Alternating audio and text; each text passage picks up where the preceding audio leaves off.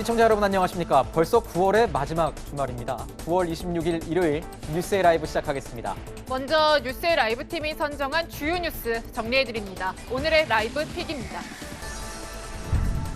더불어민주당 대선 후보 선출을 위한 광주 전남 순회 경선에서 이낙연 전 대표가 이재명 경기지사를 누르고 첫 승을 따냈습니다. 이 전 대표는 오늘 전북에서 열리는 호남 경선 2차전에서 추격의 불씨를 이어간다는 전략입니다. 대장동 특혜 개발 의혹이 일파만파 커지는 가운데 논란의 중심에 선 화천대유 측이 공개 모집 과정부터 성남시 측의 특혜를 받은 것 아니냐는 의혹이 제기되고 있습니다. 야권은 이재명 표 로또 비리를 규명하자며 공세를 펴는 가운데 이재명 지사는 토건 비리 세력의 저항이라며 강대강 대결을 예고했습니다. 국민의힘 대선 경선에선 윤석열 전 검찰총장과 유승민 전 의원 사이 공약 표절 공방이 이어지고 있습니다. 윤 전 총장 캠프는 유 전 의원 측이 흑색 선전을 벌이고 있다며 반격에 나섰습니다. 오늘 밤 9시부터 진행되는 채널A 주간 TV토론에서도 신경전을 이어갈 것으로 보입니다.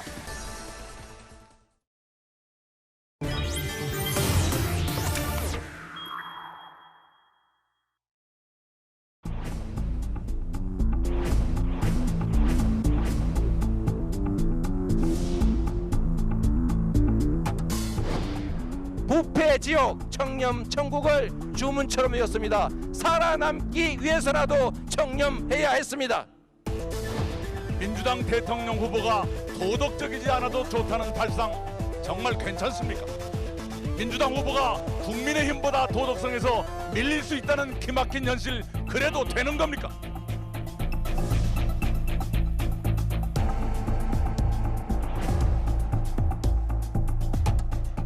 오늘 더 큰 희망의 불씨를 발견했습니다.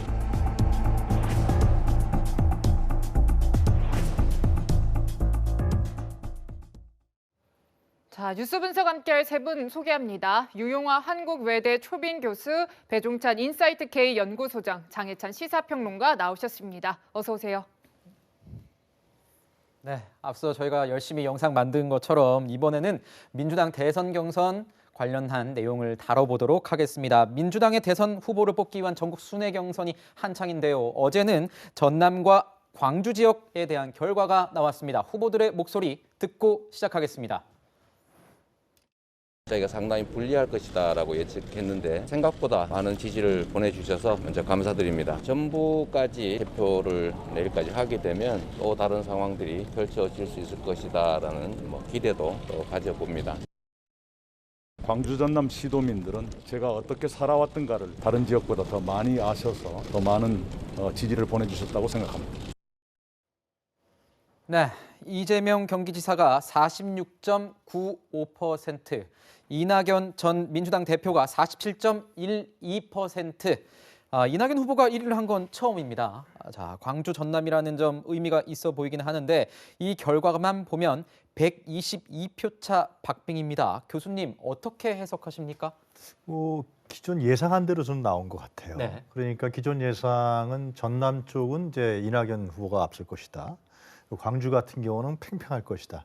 반면에 오늘 뚜껑을 열어봐야 알겠지만 전북 같은 경우는 이재명 지사가 앞선다. 이런 게 일반적인 평이었는데 그대로 어제 결과는 그렇게 나온 것이 아니냐 생각합니다. 그렇기 때문에 문제의 핵심은 이제 화천대유 사건이 영향을 미쳤냐 안 미쳤냐 아니겠습니까? 네. 근데 기존 여론대로 나왔다는 것을 보면 화천대유 사건이 별로 영향을 크게 안 미쳤다.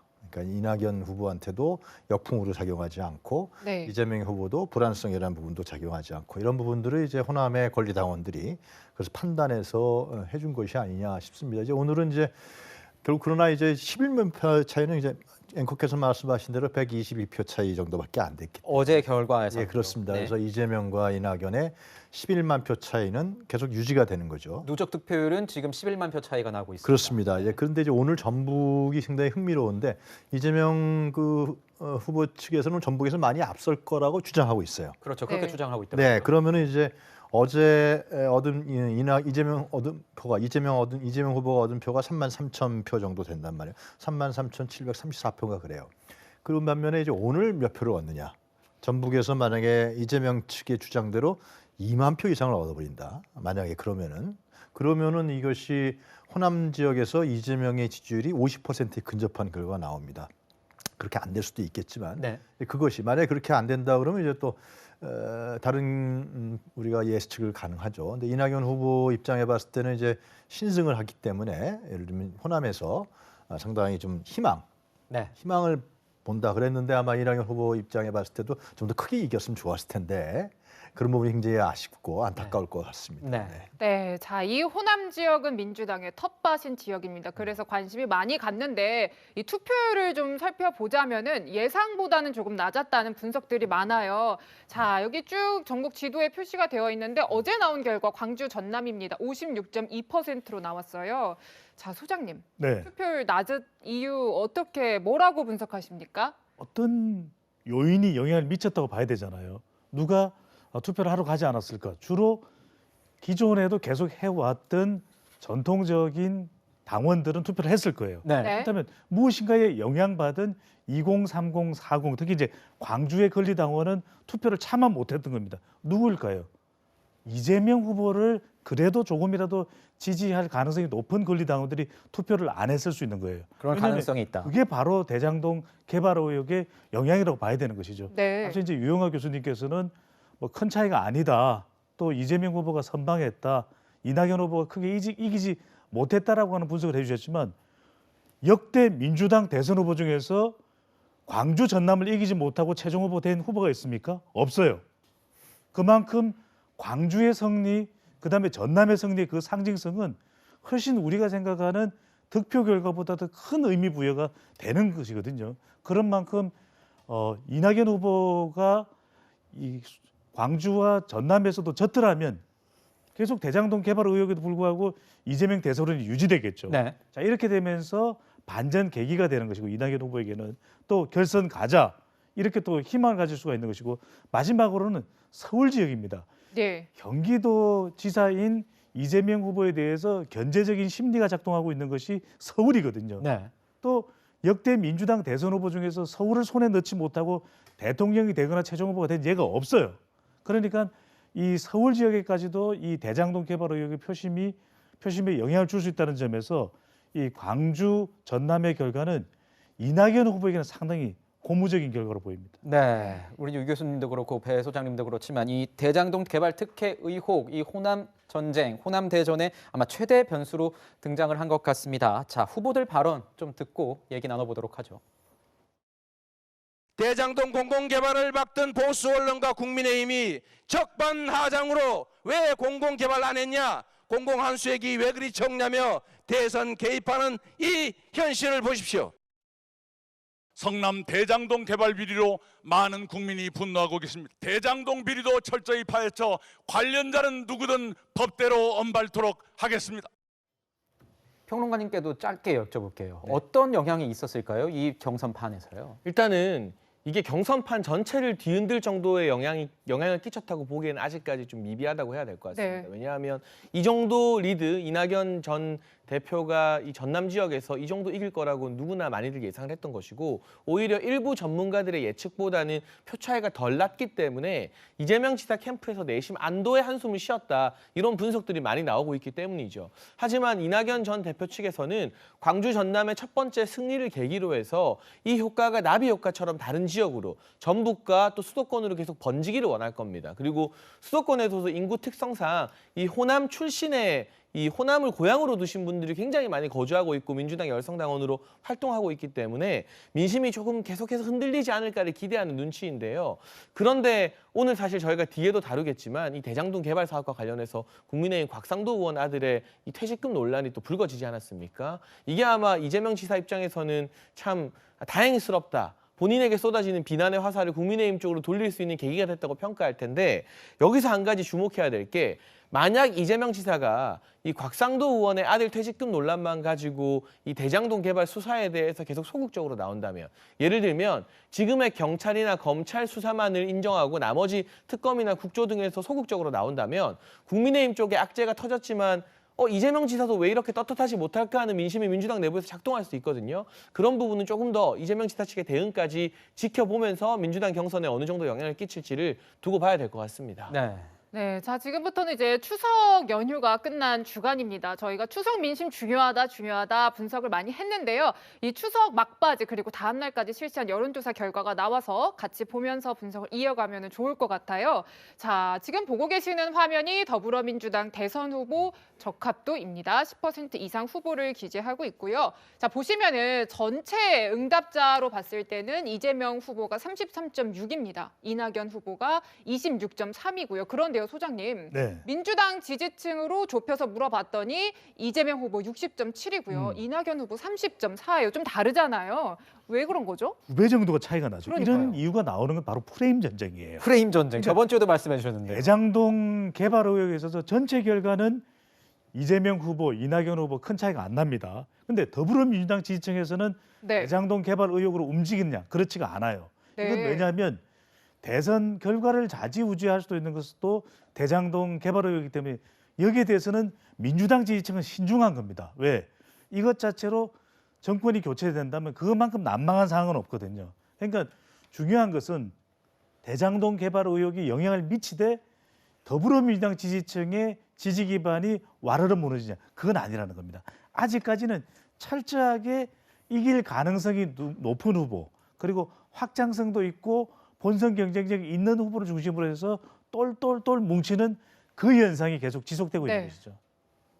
그렇군요. 뭐 언론사의 기사 제목을 보니까 이런 얘기가 있더라고요. 이낙연은 이겼고 이재명은 웃었다, 이런 얘기가 있던데, 이 어제 전남, 광주 경선 결과 이후 후보들은 어떤 상황인 건지 앞으로 좀 더 지켜봐야 될 것 같습니다. 자, 여야 차기 대선 후보 선호도 저희가 좀 준비를 해봤습니다. 지금 보면 이렇습니다. 윤석열 전 검찰총장, 이재명 경기지사, 그리고 홍준표 의원, 이낙연 전 민주당 대표, 이런 순으로 가고 있는데, 제가 궁금한 건 이런 겁니다, 교수님. 두 후보가 있습니다. 앞에 두 후보 지금 뭐 오차 범위 내에서 각축을 벌이고 있다, 이렇게 보여지는데 20% 이 박스권에 머무는 이유는 뭐라고 보세요? 아무래도 아직도 이제 확장성이 약하다고 봐야 되는 확장성이 약하다. 그렇죠. 아직은 진영적 선호성을 갖고 있는 그런 여론조사 결과로 나오고 있다, 이렇게 우리가 분석할 수밖에 없는 것이죠. 이제 저것이 이제 양쪽의 후보가 결정이 되면은 그때는 달라지겠죠. 확실하게 달라지고, 예를 들면 이낙연을 찍었던 이낙연을 선호하는 사람, 또 홍준표를 선호하는 사람, 하여튼 윤석열을 선호하는 사람, 이재명, 이것이 다 두 후보한테 대선 때 항상 보면은 막판에 가면 갈수록 그런 경향성을 많이 미치게 됩니다. 네. 그리고 이제 좀 전에 배종찬 소장님께서 이제 얘기하신 부분에서 저는 좀 다른 의견인데, 그러니까 왜 이재명과 이낙연의 민주당의 선호도가 2배 이상 차이 나느냐. 네. 저건 이제 뉴시스 주사가 이전에 다른 여론조사들하고 다릅니다. 그전에는 이낙연과 이재명 후보의 격차가 상당히 저렇게까지 안 났었어요. 네, 네. 저는 저것이 호남과 좀 다른 경향성인데, 호남은 이제 연거성이 이낙연 후보가 강하잖아요.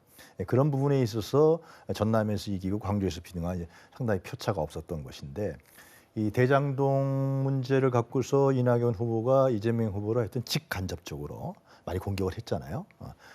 그런데 저것은 저는 역풍적 성격이 좀 있다고 생각해요. 왜냐하면 과거에도 보면 이 호남 사람들은 이런 게 있습니다. 그러니까 상당히 오랜 전통인데, 그러니까 이 국민의힘, 한나라당, 새누리당 쪽에 같이 결합해서 공격하는 거에 대해서 아주 반감을 갖고 있어요. 그것이 노무현 탄핵 때 사건입니다. 새천년 민주당하고 새천년 민주당 그 당시 한나라당을 해서 탄핵을 했단 말이죠. 또 안철수도 마찬가지입니다. 안철수라는 인물이 국민의당에서 호남에 지지해서 국민의당을 만들었는데 그걸 깨고 유승민 의원과 같이 했단 말이에요. 지금 안철수는 호남에서 1%도 안 나와요.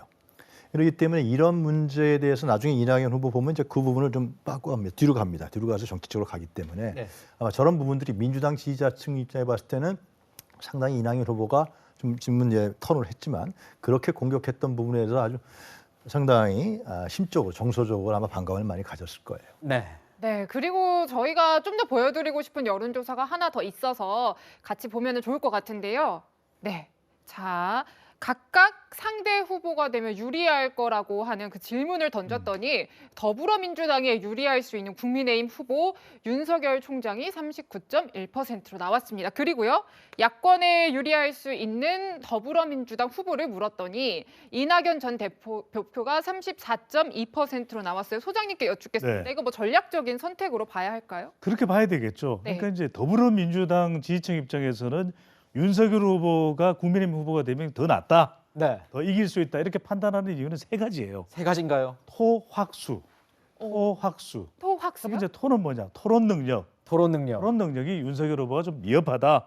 그러니까 본선 토론되면 더불어민주당 후보가 이길 것이다 이렇게 보는 것이고, 확은 뭡니까? 역시 확장 능력이에요. 확장 능력. 중도층이나 여성이나 MZ 세대로 확장성이 좀 부족하다.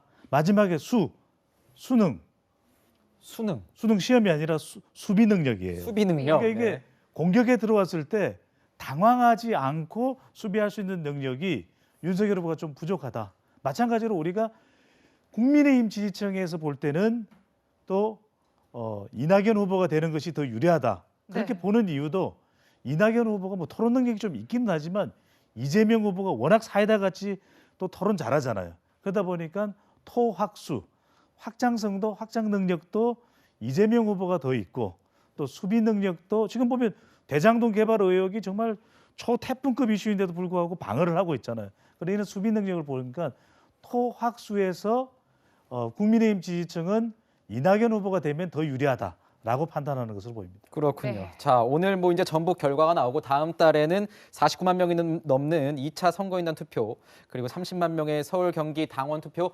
결과가 나오게 됩니다. 자, 어떤 결과가 있을지 참 주목이 되는 상황인데, 이런 가운데 이 대선판에서 또 하나의 변수가 좀 생기는 것 같습니다. 북한 이슈인데요. 이 김여정 북한 노동당 부부장이 문재인 대통령의 종전선언 제안 후에 이틀 연속으로 이 관련된 담화문을 발표하면서 남북 정상회담 가능성까지 언급했습니다. 자, 어제 이렇게 얘기를 했습니다. 김여정 북한 노동당 부부장입니다. 공정성과 서로에 대한 존중이 유지되면 남북 공동연락사무소 재설치하고 남북 정상회담과 같은 관계 개선 해결될 수 있다고 생각한다.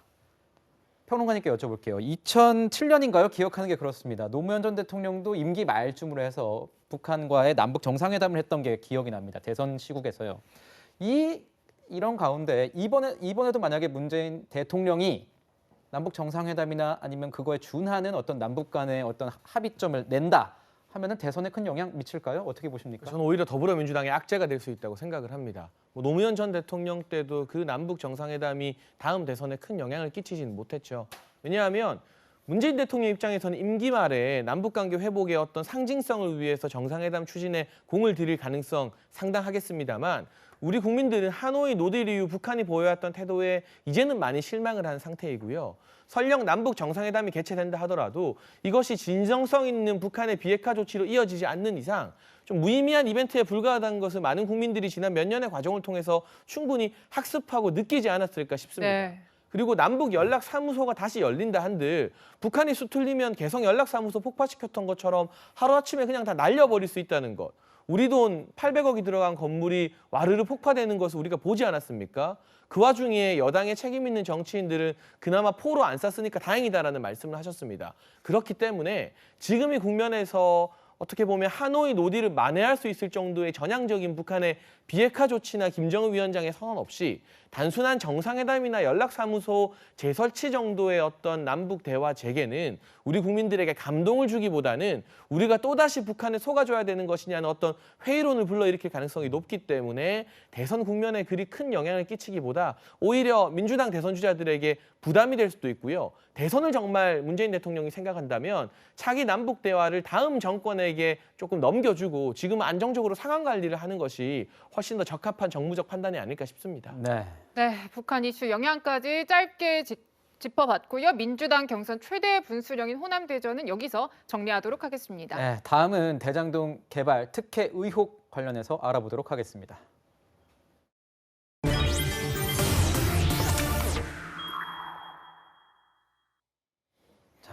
대장동 개발로 엄청난 이득을 본 민간 사업자죠.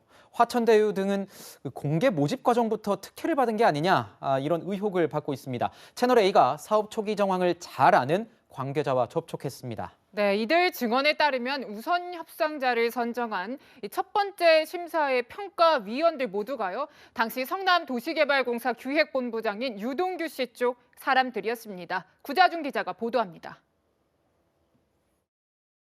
대장동 개발 사업에 참여할 민간 사업자 선정 평가가 이뤄진 건 지난 2015년 3월.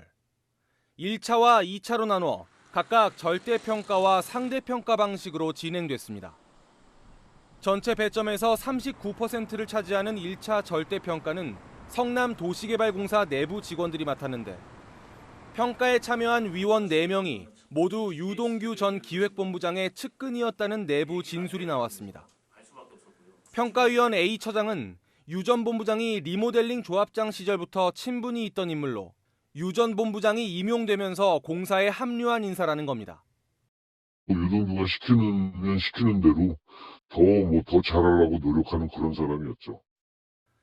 B 본부장은 지난 2010년 성남도시개발공사의 전신인 성남시설관리공단 임원추천위원으로 영입하려다 한 차례 무산되자 이듬해 새로 만들어진 팀장급 직책으로 채용됐다는 겁니다. 직제에도 없는 편제를 만들어가지고 이 사람들이 주축이 돼서 개발본부를 만든 거죠. 천화동인 4호 대표 남모 변호사의 대학 후배인 정모 변호사도 공사에서 팀장으로 재직하며 유 전 본부장과 편하게 의견을 교환하는 밀접한 관계라고 했습니다.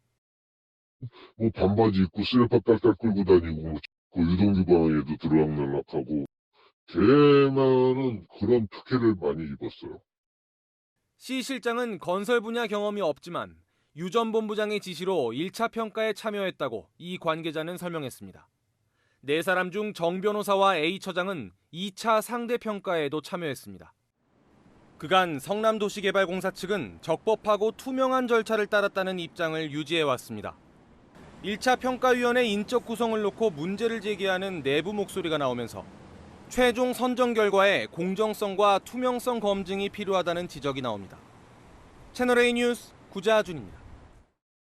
네. 앞서 보신 것처럼 화천대유 이 대장동 개발 특혜 의혹과 관련해서 이 논란 일파만파 커지고 있습니다. 자, 의혹을 받고 있는 핵심 인물들이 조금씩 드러나고 있는 상황입니다. 저희는 그 인물들 가운데 3명을 오늘 살펴볼까 합니다.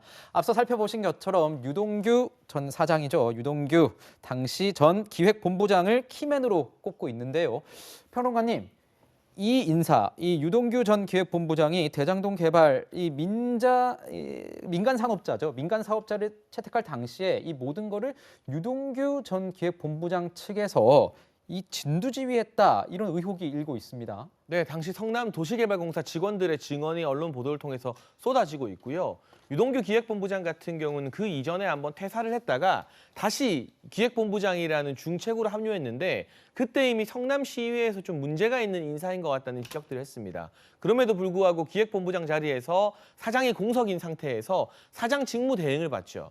그리고 몇 개월 정도 근무를 하고 이제 물러났는데 대장동 개발을 위해서 원포인트로 투입된 인사가 아니냐는 말까지 나옵니다. 이후에 이재명 지사가 경기도지사 당선된 이후에는 아시는 것처럼 경기도 관광공사 사장으로 영전하면서 그야말로 이재명 라인의 핵심 측근이다라는 평가가 나왔고 네. 2019년 헤럴드 경제 기사를 보게 되면 이재명 지사에게 직언을 할 수 있는 단 3사람의 핵심 참모가 있는데 그중에 한 사람으로 유동규 이 기획본부장이 이미 꼽혀 있습니다. 그러니까 언론에서도 유동규 본부장이 이재명 지사의 최측근임을 이미 인지하고 있었다는 것이죠. 2019년부터.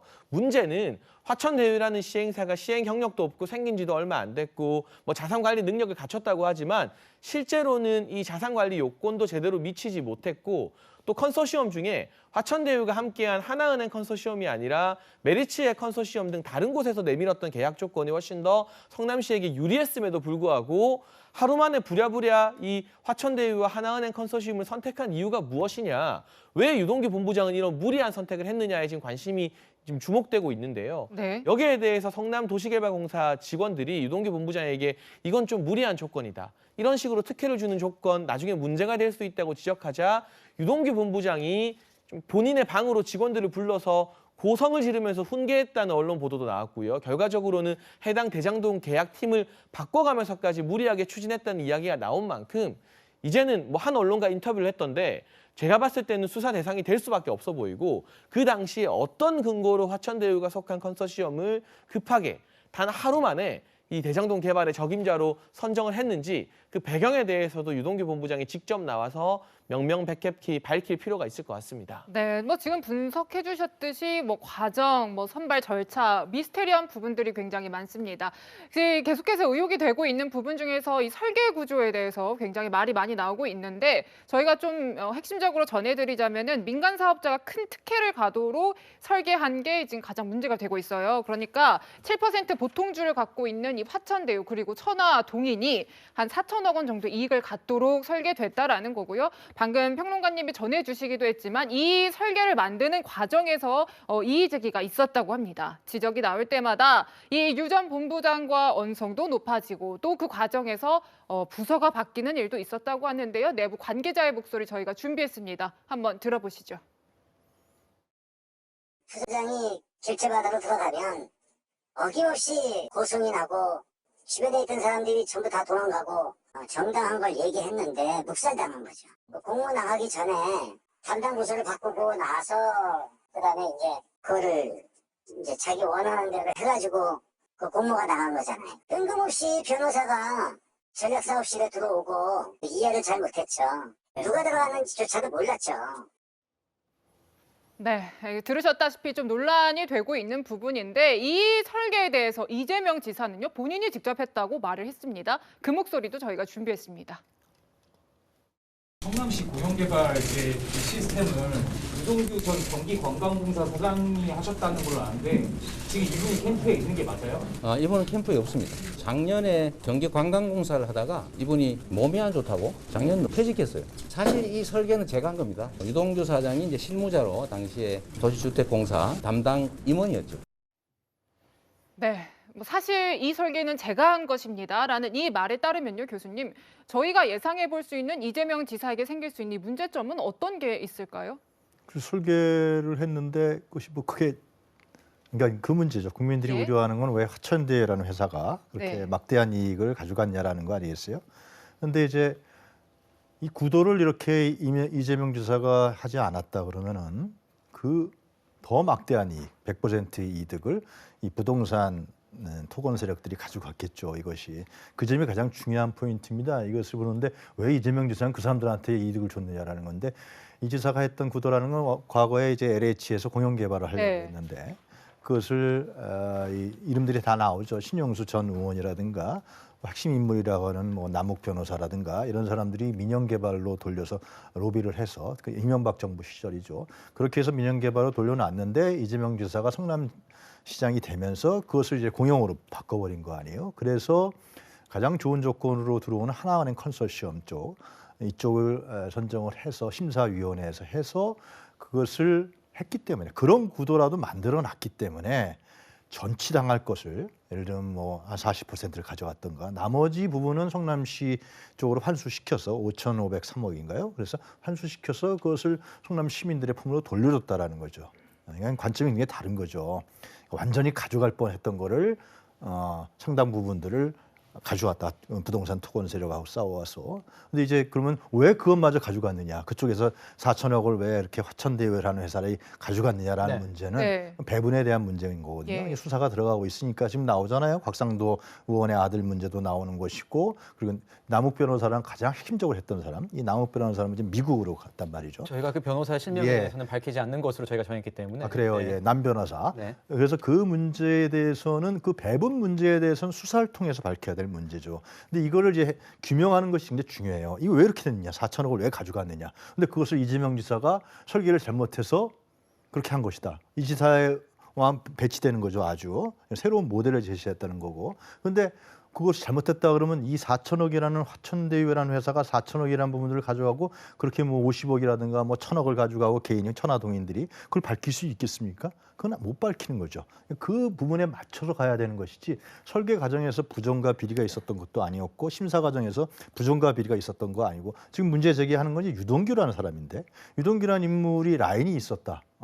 그 사람이 설계했다. 이것이 뭐 설계 과정에서 문제가 있고 부정가 있었다는 건 아니잖아요. 취재 과정에서 그런 의심이 든다라는 정도 수준이고 이 설계가 문제가 있다라는 가정에서 한 것인데 그건 이 지사가 주장한 부분과 완전히 배치되기 때문에 제가 봤을 때는 이 문제의 핵심을 보려면은 미국으로 가 있는 뭐 남 변호사 그리고 김만배 씨 그 대주주인 이런 사람들의 문제에서 자금이 어떻게 흘러갔느냐 거기에 이제 법조계 인사들과 지금 나오고 있는 국민의힘 관계 그 의원들 곽상도 의원 또 원유철 전 의원 그리고 남 변호사라는 사람이 2008년도에 그 새누리당에서 청년투기 부위원장을 했다라는 거 아니에요? 이런 부분들을 파헤치는 것이 그 규명의 핵심이 된다. 저는 네. 생각해요. 네, 여러 가지 논란이 나오고 있는 게 맞습니다. 자, 야당에서는 이 이재명 지사와 유 전 본부장이 특별한 관계라고 주장을 하고 있는데요.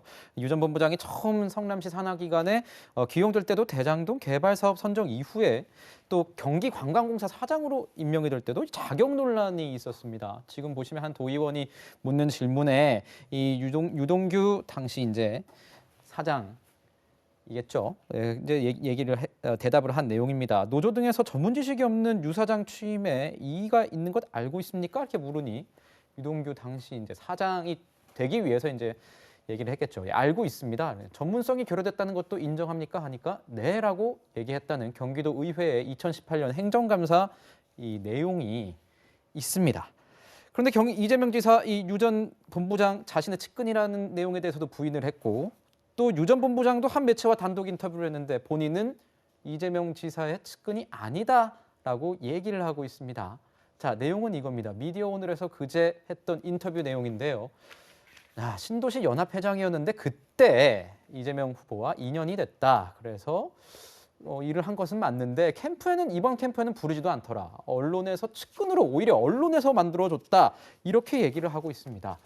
평론가님은 어떻게 보십니까? 글쎄요. 일단은 이해하기 힘든 해명입니다. 측근이 아닌데 한번 사퇴했던 사람을 다시 이 성남시 개발공사의 기획본부장으로 사장 대행이라는 중역을 맡겨서 뭐 1조 5천억 토지보상금만 1조 2천억이 넘었다고 하는데 그 거대한 사업을 실질적으로 다 맡기는 게 가능한지 그리고 전문성이 전혀 없는데 본인도 인정했잖아요. 청문회에서 이 도시개발하는 사람을 뜬금없이 경기도의 관광공사 사장으로 앉혔다는 것부터가 이재명 지사가 매우 아꼈다는 것의 증거 아니겠습니까? 이 상황에서 이재명 지사와 가까운 관계를 좀 부인하는 것은 꼬리 자르기로 국민들에게 보여질 행태가 있기 때문에 자신이 왜 이런 선택을 했는지 아까 이제 뭐 하나은행과 한천대유의 컨소시엄 계약이 좋다는 말씀도 있었지만 메리츠증권에서 냈던 컨소시엄 계약 조건을 보게 되면 5천억 가량의 뭐 이 공공개발 시설 그러니까 공원이나 주차장 등을 기부 체납으로 제공하고 그 이후 추가 수익에 대해서는 지분에 맞게 배분하는 형식으로 나와 있었거든요. 네. 그런데 화천대유 컨소시엄은 그 이후에 추가 수익을 지분에 맞게가 아니라 그냥 화천대유 쪽이 다 가져가는 계약 조건이었습니다. 누가 봐도 좀 상식적이지 않은 계약 조건인데 이것을 선택한 이유가 무엇인지에 대해서 근거를 밝히면 될 일이고요. 지금 어쨌든 곽상도 의원 아들 이야기가 나오면서 이게 막 또 물타기가 되고 있는데 이재명 지사 같은 경우도 그럼 유동규 기획본부장 내 측근 아니었고 이건 국민의힘 게이트라고 주장하고 있지 않습니까? 그런데 정작 그 국민의힘에서 특검을 하자고 말을 합니다. 국민의힘 게이트인데 국민의힘이 주장하는 특검을 민주당이 반대할 명분이 없지 않습니까? 그래서 애초에 이 사건 같은 경우는 이미 미국으로 가 있는 분들도 있기 때문에 자금 출처나 이런 걸 소명하기 위해서는 보다 확실하고 전문적인 수사가 필요하고요. 경찰이나 검찰 수사만으로는 속도가 날 수 없는 부분이라 이재명 지사 측에서도 특검에 동의해 준다면 좀 빨리 이 진상을 규명할 수 있지 않을까 싶습니다. 네, 자 이어서 저희가 분석해봐야 할 두 번째 인물이 있습니다. 자, 전직 언론인이고 화천대유의 소유주입니다. 김모 씨. 저희는 실명을 밝히지 않기로 했기 때문에 김모 씨라고 설명을 좀 드리겠습니다. 이 알려진 이익만 한 1,800억 원 정도 돼요. 그리고 이 가족 또 지인들 얽혀 있기 때문에 더 많은 이익을 봤을 수도 있다. 이런 추측도 나오고요. 또 하나 의문점이 드는 부분은 이 화천대유의 설립 시점입니다. 이 대장동 개발 민간 사업자 공모가 나오기 한 일주일 전에 이 회사가 설립이 됐다라는 거예요. 그런데 이렇게 큰 공사를 신생회사가 맡았다? 정말 미스테리하다? 이런 분석 많이 나오거든요, 소장님. 그렇죠. 이제 가장 지금 주목받고 있는 인물 중에 사실 제일 주목을 받고 있는 인물은 이 대주주죠. 김모 씨.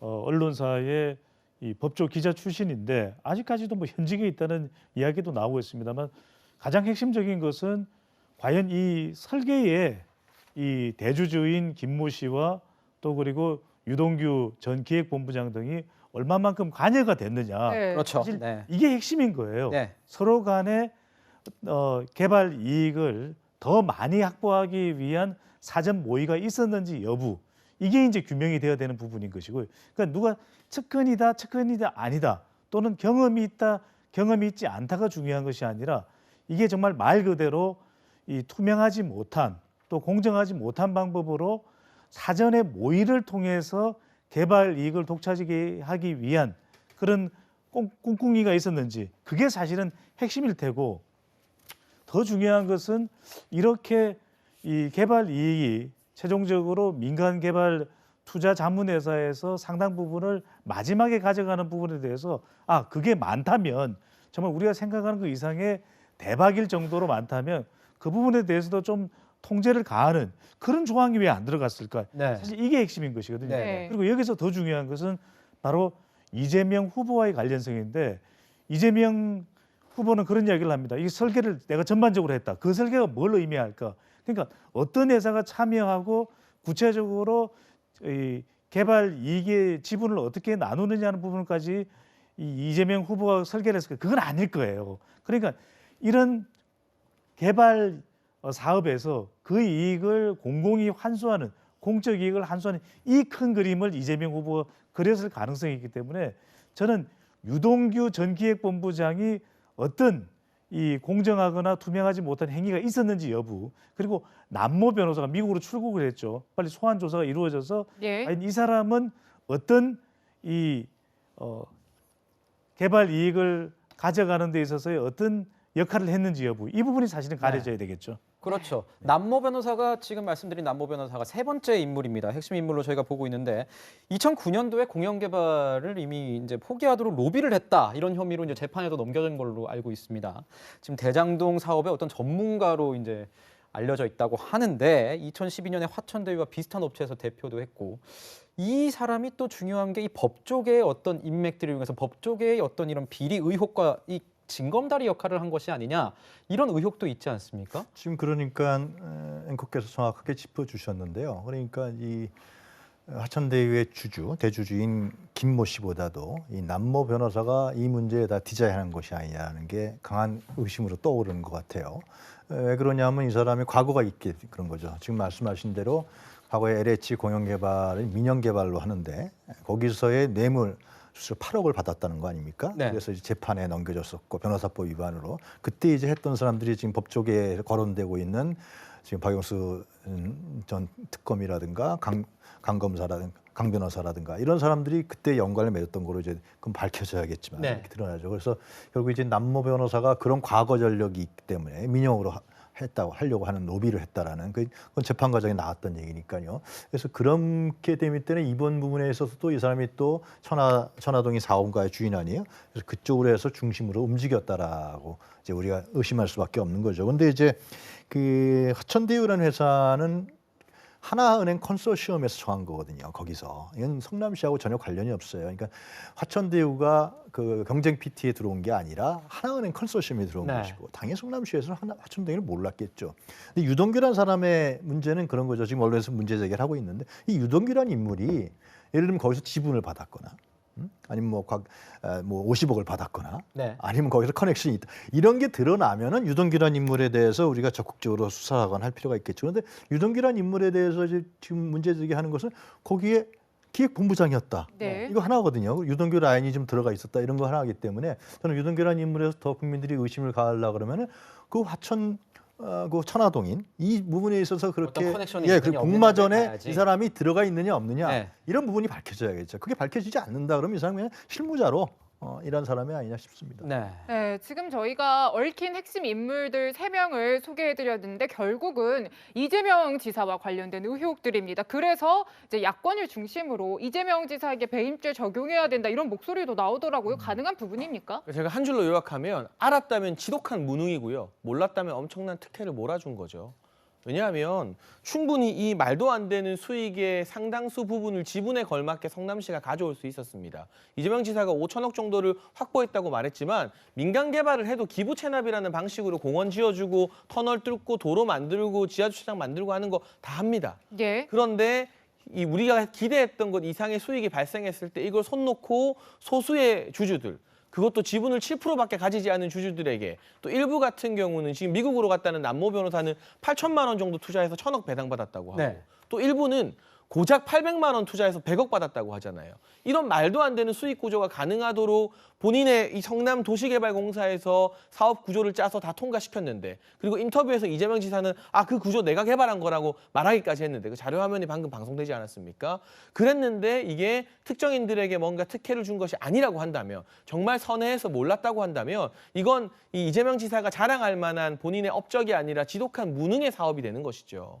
정말 유능한 지도자였다면 그 같은 6천억이 넘는 이 이익이 일반인들에게 민간인 한 7명 정도에게 돌아가도록 냅두지 않고 그 정도 일정 부분을 지분에 맞게 성남도시개발공사가 50% 넘는 지분을 가지고 있었어요. 50% 플러스 한 주 정도를 더 가지고 있었는데 지분에 맞게 배당받도록 사업 구조를 설계하지 않았겠습니까? 그래서 이 부분에 대해서 규명을 할 때 지금 섣불리 이재명 지사가 뭔가 고의로 편법을 줬다거나 특혜를 밀어줬다고 우리가 단언할 수는 없습니다. 섣불리 단언할 수 없는 저는 이 부분 조사가 필요하다고 봐요. 다만 이게 조사 결과로 이 특혜나 편법이 드러나지 않다 하더라도 이 정도로 많은 이익을 부동산 개발업자들이나 변호사들에게 준 것에 대해서 국민적 분노가 상당하기 때문에 이재명 지사는 최소한 본인이 더 꼼꼼하게 이 민간 수익 구조를 살피지 못한 부분 그리고 이렇게 불리해 보이는 계약을 체결한 부분에 대해서 자신의 실책이 있다고 인정하고 사과하는 모습 정도는 보여줘야 되지 않을까 하는 생각이 듭니다. 네. 이번 주에 수사뿐만 아니라 이번 주부터 이제 국감이 시작되니까 아마 3주간 이제 국감이 시작되니까 이 대장동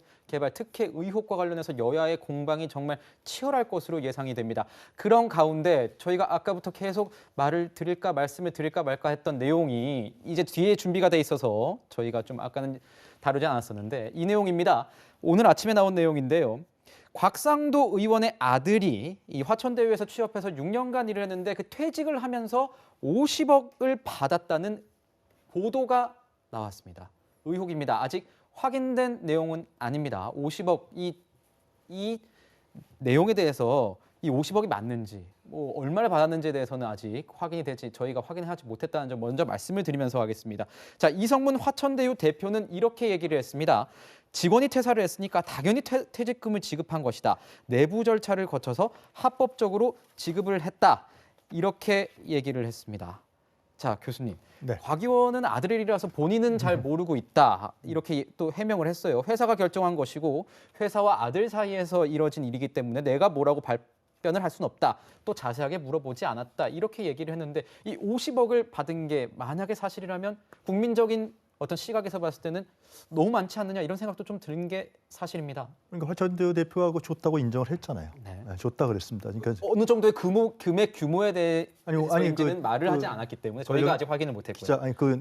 노컷뉴스인가요? 그 언론에 난 거 보면은 줬다는 것을 확인하고 인정했기 때문에 그럼 50억을 받은 거죠. 50억을 곽상도 의원의 아들이 받은 거죠.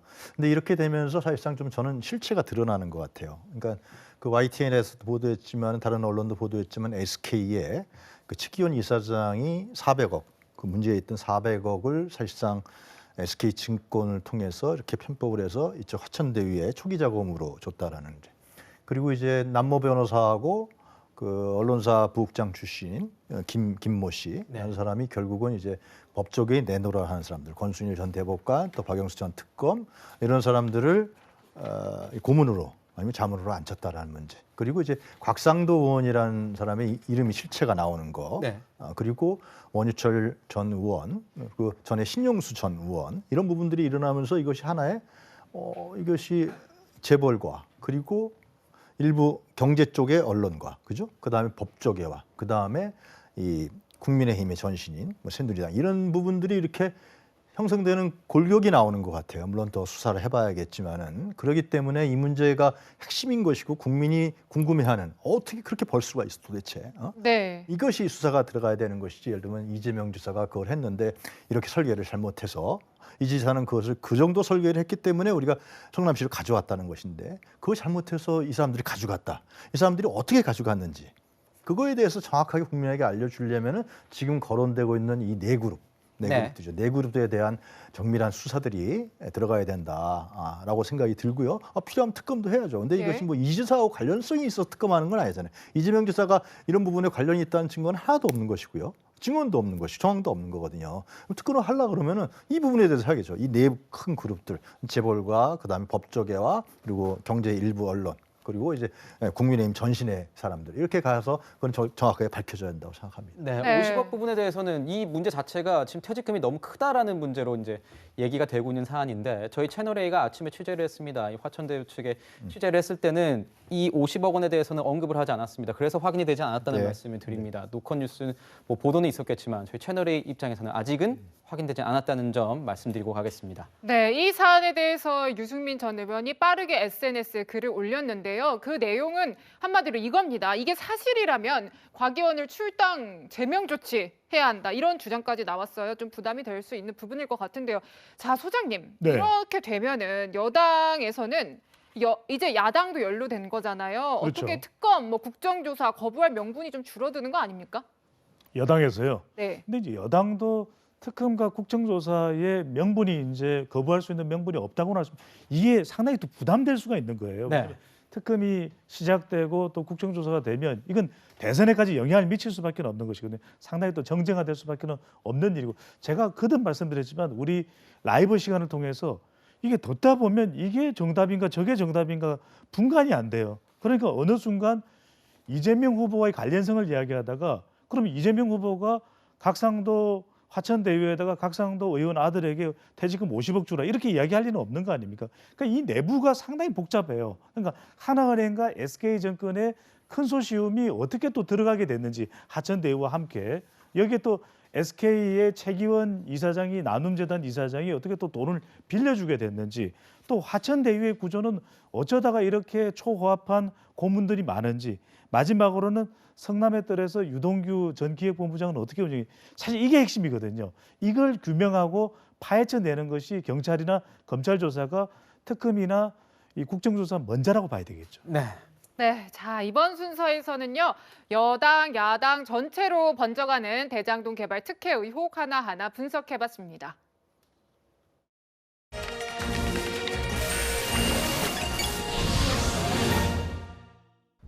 여러분, 1,000원 있으십니까?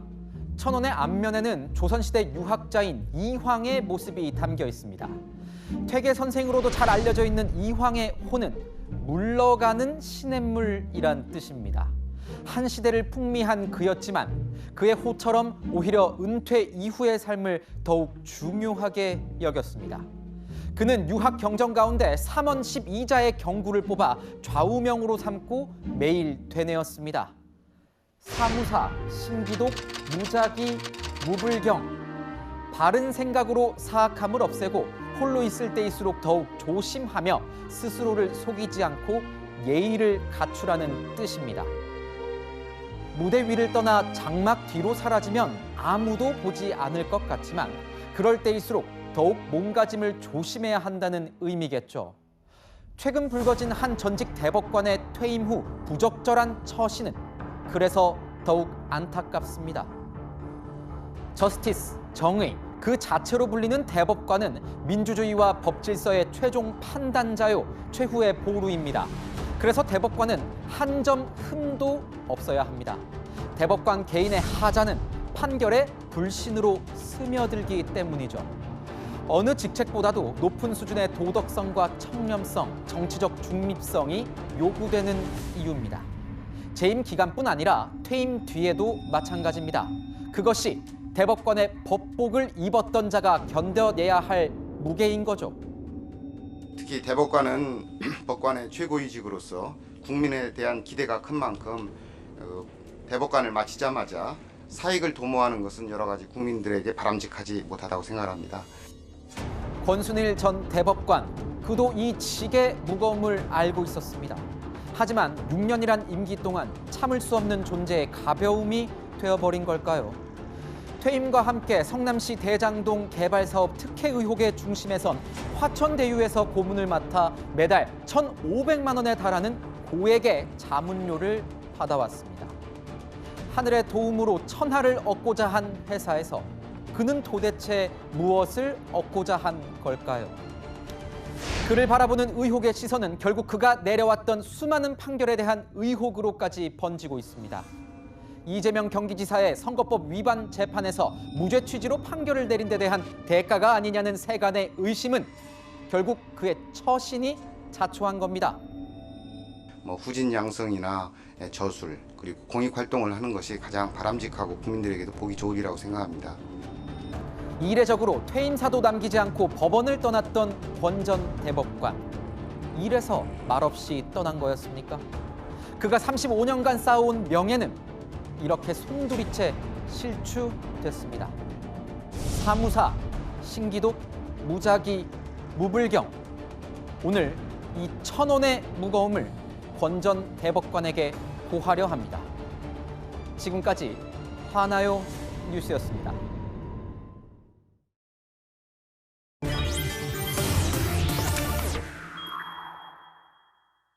네, 지금부터는 국민의힘 대선 경선 소식 다뤄보도록 하겠습니다.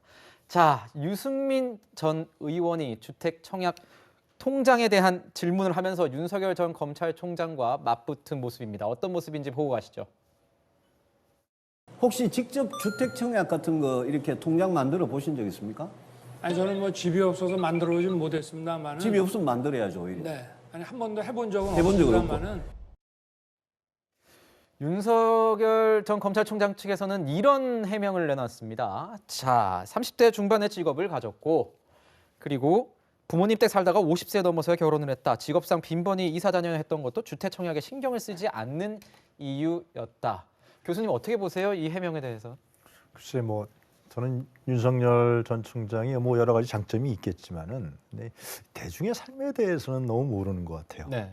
굉장히 큰 약점이 될 것 같은데 왜냐하면 지금 이제 최근에 대선 전국을 시대적 전환기라고 얘기하잖아요. 그것은 어떤 의미냐 하면은 국가 중심주의 정치, 그러니까 중앙 정치에서 이제는 국민의 삶의 정치로 넘어간다라는 과도적 표현을 합니다. 근데 국민의 삶이 중요한 거거든요. 근데 지금 청약이라는 부분이 어떤 부분이든 과거 자기 경험 속에서 나온 얘기겠죠. 제가 거기 말실수 같지는 않고 네. 저런 그런 고민이 없었던 거죠. 청약을 해야 된다라는. 그래서 이런 국민의 삶, 대중의 삶 이런 부분에 대해서 이해가 너무 없지 않느냐. 그것은 120시간 노동이라든가 불량식품 문제라든가 여러 가지 부분들이 있었어요. 이런 부분들이 자꾸만 쌓이는 거죠. 쌓이게 되면은 윤석열 후보가 지금 토론 준비도 열심히 하고 여러 가지 이제 교육도 받고 그런 얘기가 있습니다만은 자기 과거 경험에 대해서 좀 성찰적이고 반성적인 걸 해야 되는지 않느냐. 자기가 검사로만 살아왔던 문제, 네. 그 속에서 어떤 생활을 했다라는 거 이런 부분에 대한 자기가 스스로 반성하고 성찰하지 않는 한 토론회 과정에서 저는 실수는 계속 나올 것 같습니다. 네, 자, 이 토론회 과정에서는 공약 표절 논란도 불거졌죠. 관련 영상 저희가 준비했습니다. 제 공약이 제일 완벽한 것 같아서 고스란히 갖다 쓰신 것 같은데 맞습니까? 제 공약하고 똑같더라고요. 숫자까지 똑같고 아니 제가 토시 하나 안 틀리고. 윤 후보님 공약을 보면 짬뽕을 내놨더라고. 국익 우선주의라고 이야기했죠. 그 제가 한 이야기입니다. 국익 우선이라는 말도 특허가 있습니까?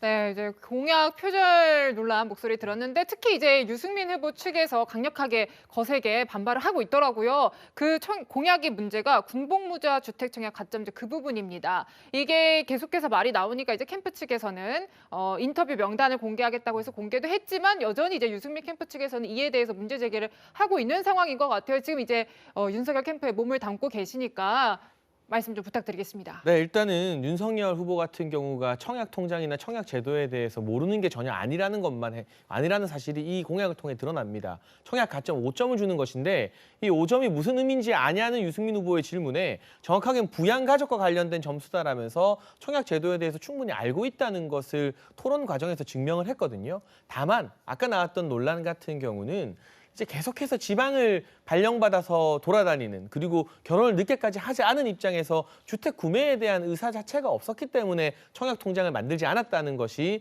마치 청약 통장에 대해서 모르는 것처럼 조금 왜곡되어서 알려진 것 같고요. 그리고 이 군 제대자를 대상으로 청약 가점을 준다는 정책이나 공약은 유승민 후보가 처음 발표한 게 아닙니다. 또 다른 대선 후보인 하태경 후보가 지난 1월에 법안 발의를 했던 내용이기도 하고요. 국무총리실 산하의 여러 기구나 국방위원회 등에서 군 제대자들, 전역자들에게 뭔가 보상을 줘야 되는데 취업 시에 군 가산점 적용 같은 경우는 헌법재판소에서 위헌 판결이 한번 나오지 않았습니까? 그렇다면 어떤 방식으로 이 전역자들에게 우리 사회가 충분한 보상을 할 것인가? 그 방안 중에 하나로 청약제도에서 이익을 주는 것 등은 2013년부터 논의가 되어 왔던 기록이 있습니다. 그 기록을 저희가 충분히 참고를 했고, 또 국방위원회 산하 자문단이나 청년위원회 산하의 전역자들, 청년 예비역 병장들과 함께 논의했다는 그런 회의 기록들까지도, 그러니까 이 회의에 참여한 명단까지도 다 공개를 했는데, 어느 대선 캠프에서 공약 만들 때 녹취록 켜놓고 일일이 그걸 다 녹음해가면서 공약을 만듭니까? 그런 대선 캠프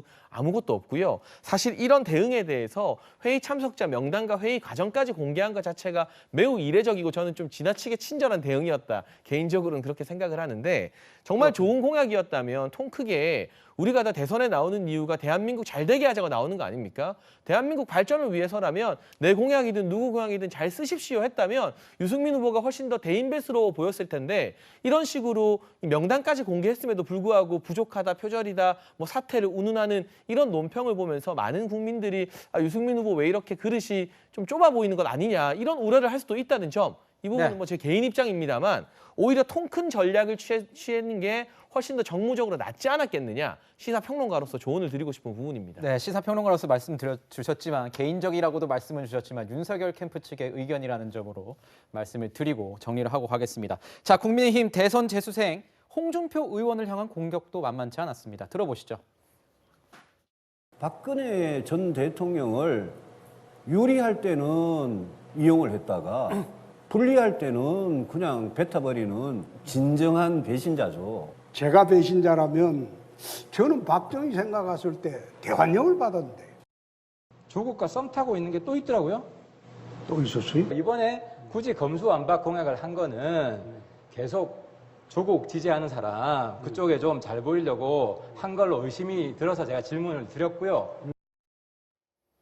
예, 상대적으로 이 추격자들의 활약이 굉장히 두드러지고 있는 것 같습니다. 1, 2위를 추격하는 이 3, 4위 후보들이 이 4위 다툼, 하태경 의원 같은 경우는 꼭 4강에 보내달라 이런 얘기를 꼭 토론에서 많이 하더라고요. 이 4위 다툼이 치열한 것 같은데, 자, 저희가 준비한 여론조사 한번 보시고 얘기를 계속 나눠보도록 하죠. 자, 지난 22일과 23일에 걸쳐서 이 실시한 여론조사 결과 보수 야권 대선 후보 적합도 조사에서 보면 홍준표 의원이 33.4, 윤석열 전 검찰총장이 29.7을 기록했습니다. 그런데 국민의힘 지지층에서는 윤 전 총장이 52.5, 홍 의원이 30.7로 이 두 사람의 순위가 바뀝니다. 소장님, 어떻게 분석하십니까? 이게 홍준표 후보는 이렇게 할 수밖에 없을 것 같아요. 네. 그러니까 무야홍은 되는데 국힘홍이 안 되고 있는 거죠. 그러니까 더불어민주당 지지층의 전폭적인 응원을 받아서 이 보수 후보, 국민의힘 후보만 놓고 보면은 홍준표 후보예요. 그런데 국민의힘 지지층에서는 여전히 윤석열 후보의 지지율이 높은 거죠. 네. 그러니까 홍준표 후보가 아쉬운 것은 좀 토론회에서 좀 더 예리하게 국민의힘 지지를 얻을 수 있는 토론 태도, 토론의 한방이 필요할 것 같다. 이렇게 분석할 수 있을 것 같고, 제가 가만히 보니까 이 청약도 말실수 논란이 있는데 윤석열 후보 입장, 또 윤석열 지지층 입장에서는 윤석열 후보가 우리 장해찬 평론가만큼 말을 좀 잘했으면 좋겠다. 저런 달변은 많이 없습니다. 그렇군요.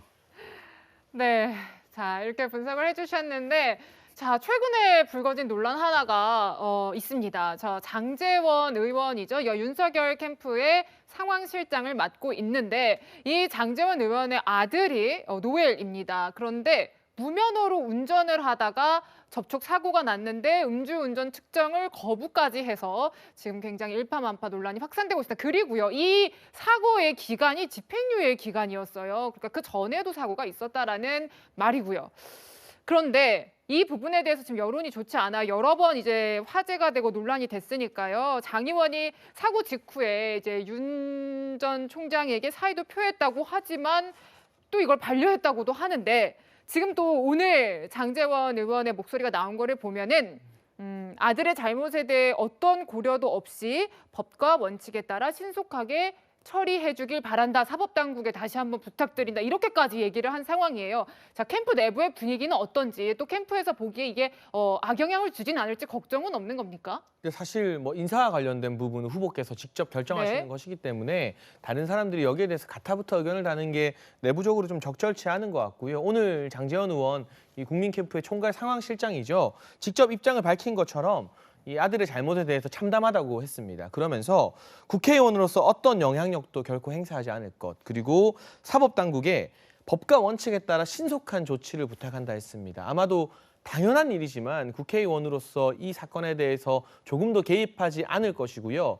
누가 되었건 간에 본인이 어떤 잘못을 저질렀다면, 그리고 이 법을 어겼다면 원칙대로 법 적용을 엄격하게 받아야 한다는 것이 윤석열 예비 후보와 국민 캠프의 전체적인 입장이기 때문에 단순히 이 사안뿐만이 아니라 다른 모든 사안에 대해서도 마찬가지입니다. 그리고 아까 대장동 이야기가 나왔지만 그게 곽상도 의원 아들이 연루되어서 지금 퇴직금 50억이 나왔지만 거기에 대해서도 국민 캠프는 오늘 공식 입장을 밝혀서 조속한 특검을 요구했거든요. 그러니까 이게 국민의힘 진영의 문제건 더불어민주당 진영의 문제건 가리지 않고 법 적용에는 국민 누구나 뭐 어떤 사회적인 지위고하 여부를 막론하고 예외가 없어야 한다는 입장을 일관되게 견지하고 있기 때문에 이 부분 역시 그 같은 원칙 아래에서 처리하고 입장을 밝힌 것으로 보시면 될 것 같습니다. 네, 오늘 이 국민의힘 내용을 다루면서 다뤘던 내용들은 오늘 오후 9시, 저녁 9시입니다. 채널A가 주관하는 국민의힘 대선 경선 3차 토론에서 더 치열하게 후보들 간의 이 토론이 벌어질 것 같습니다. 주도권 토론도 굉장히 길다고 하니까요. 이따 9시에 본방 사수해 주시기 바랍니다. 네, 세 분 말씀은 여기서 정리하도록 하겠습니다. 감사합니다.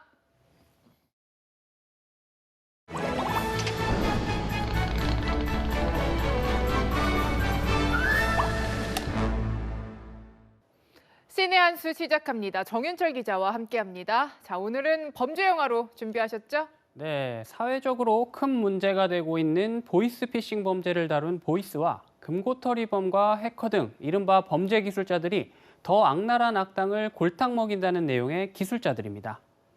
자, 최신작인 보이스부터 같이 보죠. 네, 주인공 서준은 전직 형사로 현재는 건설 현장에서 작업반장으로 일하고 있는데요. 어느 날 걸려온 전화 한 통에 아내와 직장 동료들이 무려 30억 원의 돈을 잃게 됩니다. 서준은 돈을 되찾기 위해 중국에 있는 보이스피싱 콜센터에 위장 취업해 추적을 시작합니다. 한 장면 보시죠. 이현수 변호사 만나면 어떻게 할 거예요? 죽일 거야. 목표 금액 180억. 지호 완전 보여주자 아, 영화 보니까 범죄 수법이 정말 상세하게 나오던데요. 네, 피해자가 전화를 하면 휴대전화에 삽입된 악성 앱을 통해 보이스피싱 일당들에게 연결되거나 악당들이 변작기를 활용해 발신 번호를 바꾸는 장면 등이 디테일하게 그려집니다. 상당 부분 실제 사례에 기초한 것이라고 하는데요. 제작진은 기획 단계부터 경찰, 금융감독원 관계자를 만나 조언을 들었다고 합니다. 보이스피싱 백신 영화가 됐으면 좋겠어요. 피해자분들이라면 영화 대사처럼 여러분들 잘못이 아니다.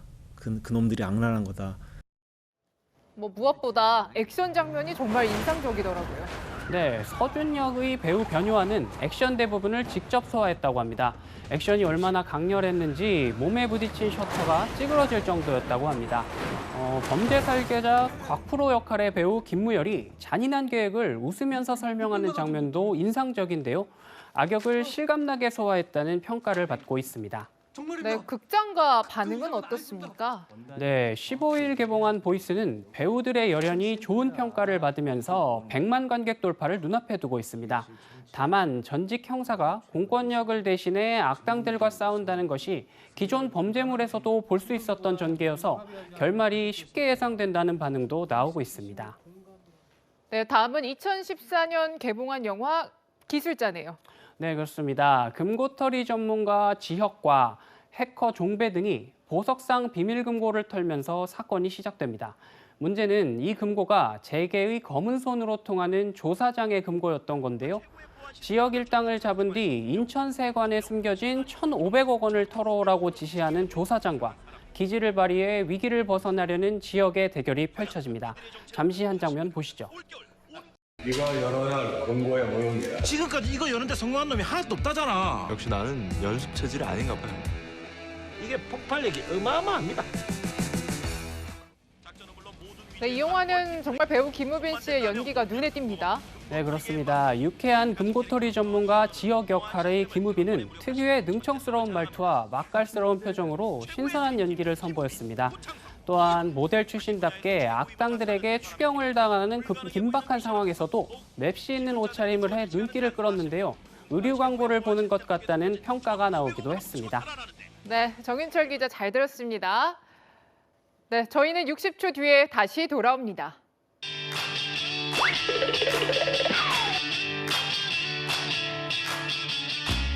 여러분의 일주일을 앞서갑니다. 이번 주 이 뉴스만큼은 꼭 알아야 된다. 저희가 미리 뽑아봤습니다. 주요 뉴스를 미리 보는 시간이죠. 앞으로 뉴스입니다. 오늘도 코로나19 신규 확진자가 2,771명 발생했습니다. 재확산세가 이어지고 있습니다. 정부는 내일 4분기 백신 접종 계획을 발표할 예정입니다. 임신부와 12세에서 17세 소아청소년의 접종 계획, 부스터샷 계획 등이 포함될 것으로 보입니다. 여야가 언론중재법 개정안을 처리하기로 한 시한이 하루 앞으로 다가왔습니다. 유엔 등 국제사회까지 나서 우려를 내비치는 가운데 민주당이 내일 단독으로 법안을 강행 처리할지 주목됩니다. 자, 올해의 첫 단풍은 이번 주 화요일 설악산에서 물듭니다. 중부지방에는 화요일에서 다음 달 18일 사이, 남부지방은 다음 달 12일에서 21일 사이에 단풍이 나타날 걸로 예측됩니다. 자, 국회가 이번 주 금요일부터 3주간 국정감사에 돌입합니다. 대선을 5개월 앞두고 열리는 문재인 정부의 마지막 국감인데요.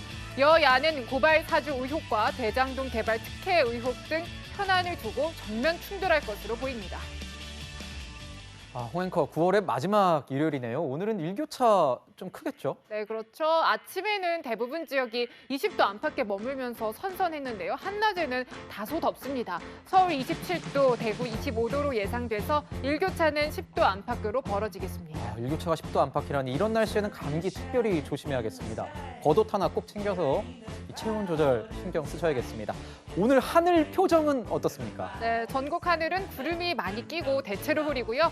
미세먼지와 초미세먼지 농도는 전국이 좋음 수준 나타내겠습니다. 네, 그렇군요. 이번 주는 9월을 마무리하고 10월이 시작되는 주잖아요. 날씨 좀 알려주세요. 네, 화요일까지는 대체로 흐리다가 수요일에 전국에 비 소식 들어 있습니다. 이 비가 내리고도 기온이 내려가진 않아요. 조금 기온이 올라서 늦더위는 계속될 전망입니다. 네, 저희가 준비한 소식은 여기까지입니다. 일요일엔 뉴스A 라이브입니다. 시청해주셔서 감사합니다.